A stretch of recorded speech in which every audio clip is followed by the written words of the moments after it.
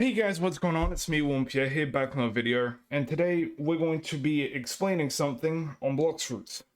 I'm going to be essentially teaching you how to awaken your race, the benefits of it, the costs of it, and why you should do it. So what is a race in Blox? On Blox, a race is a predetermined role you have of sorts. Depending on your race, you get benefits as well as physical attributes that you can see, like for example horns, a fin, wings, and the benefits are pretty useful, but through V2 and V3 versions of a race, those kind of balance themselves out. So you can start off with basically any race. There are two races that you can't start off with. The races you can start off with are obviously human. Then you have Skypian, Fishman, and Mink. Mink is kind of the most obvious one to see. You have big fluffy bunny ears on your head. You also run a bit faster. Skypian gives you wings. Skypian is kind of just higher jump. And Fishman gives you faster swimming. And it has a fin on your back. Now, what I am using is called the Ghoul Race. The Ghoul Race is a special race that you can't obtain through spawning, and you have to do a series of quests to get it. Normally the horns are black, but seeing as my race is fully awakened, meaning it is V3, they are actually kind of red, and there is a second horn, or set of horns, that kind of emerges. So the Ghoul Race is a special one that gives you lifesteal if you properly awaken it. But it also gives a bonus at nighttime, an overall bonus, so like probably higher damage, health regen, stamina regen, speed, maybe jump power? I'm not really sure. At nighttime you can notice that I am rather quick. I wouldn't be this quick, especially with the Santa hat that gives slightly more speed.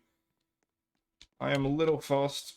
I don't seem to have any higher jump power, and I have noticed that stamina regen is pretty high at nighttime for this thing. The Cyborg Race, the other unobtainable race from the start, is a race that is also pretty difficult to obtain. You have to be in the second seed to obtain both of these. The Cyborg Race is a little more annoying because you have to get the Fist of Darkness. Another thing you'll probably find if you search up on YouTube, you'll find how to get it, what it does. But briefly, it is an item that you get from chests, and it spawns pretty rarely in like 6 hours, I believe. And so you have to give that to the guy who will give you a low raid ticket, and something happens. I believe once you defeat the law boss, you get the race. It's kind of confusing. But the Cyborg Race is widely considered to be the best for people in the 3rd sea. Whereas the Mink race is considered to be the best for everywhere else. So, when you do the V2 quest, you have to be level 800, and you have to go to the Scientist. Let me bring you there very quickly. The Scientist is going to be in that area, so if you're at the Kingdom, the Rose Kingdom, I believe it's called, you have to go over to this area. Not that I remember what it's called, but you have to go over here. Then you have to find the Scientist below a leaf. And he will allow you to get your V2 race by paying some cash, but the major issue is you have to go find 3 flowers. The yellow flower, the blue flower, and the red flower. Here he is. I think he's actually called the Alchemist. But you have to find him under this little area, kind of near the gravity dude. You gotta find him here, and it probably won't do anything for me because, yeah, thanks for the money. That's for the V3 race. I think you have to go over here for the V3 race. For the V2 race, you do actually have to pay, like, I think it's 500,000 for a V2 race. And then you have to find the 3 flowers. The yellow flower only spawns during the daytime. No, wait, hold up. That's the red flower. The red flower only spawns during the daytime. The blue flower only spawns during the nighttime. And the yellow flower is kind of both. They're all pretty annoying to get, but especially the blue flower And I'm not going to explain all the spawn locations. You can just kind of search it up. I'm not going to go through all of them just yet. Somewhere here, I believe there is a wall that you can go through.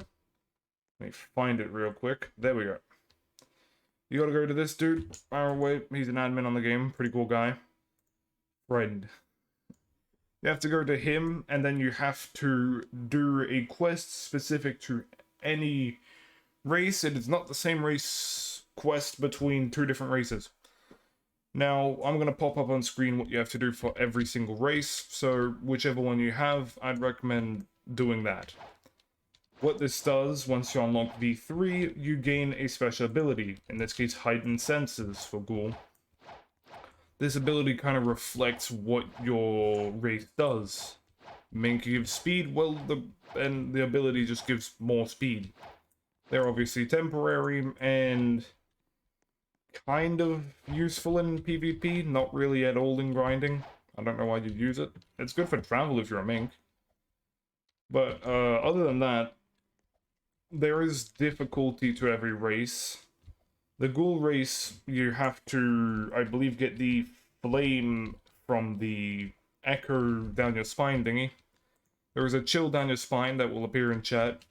You gotta go fight a boss, so you have to be level 1000 plus. And once you can fight the boss, and once you've defeated him, you have a chance to get a flame of sorts. And once you get that, you can trade that into someone to get a Midnight Blade or the Ghoul Race, if I'm not mistaken. With that, that's basically it. Oh wait, right. There is Norp over here. He also appears in the castle in the third scene. You can reroll your race for 3,000 fragments. Now, I'm not going to do it, but that's something you can do. There's also a product in the shop that allows you to reroll your race for only 90 Robux, instead of theoretically paying, like, a lot more. Closer to 300-400 Robux if you wanted to reroll your race with buying fragments directly. Other than that, that's about it about races. I hope you guys enjoyed, and I'll see you guys in the next video. Bye.